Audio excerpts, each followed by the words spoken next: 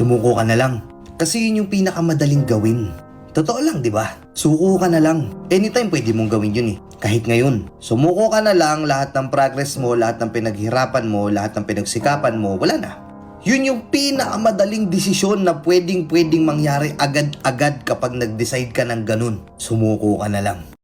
Mas mahirap magpatuloy eh. Kasi hindi mo alam kung ano mangyayari. Mas mahirap magpatuloy, mas mahirap lumaban, pero kapag nagpatuloy at lumaban ka, lahat ng pinapangarap mo, lahat ng gusto mo mangyari. It is always the hard way. Anytime pwede ka sumuko. Sobrang daling sabihin lang nun. Sobrang daling gawin nun. Totoo, di ba? Pero susuko ka nga ba porket sinabi ko sa'yo na susuko ka?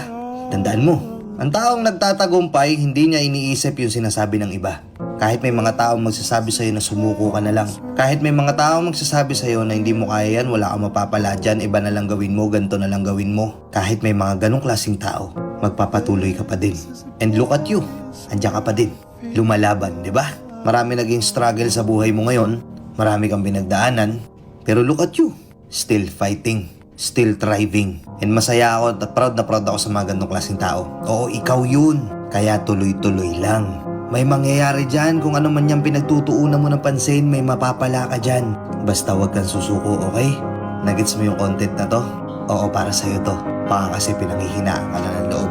Yun lang, peace out.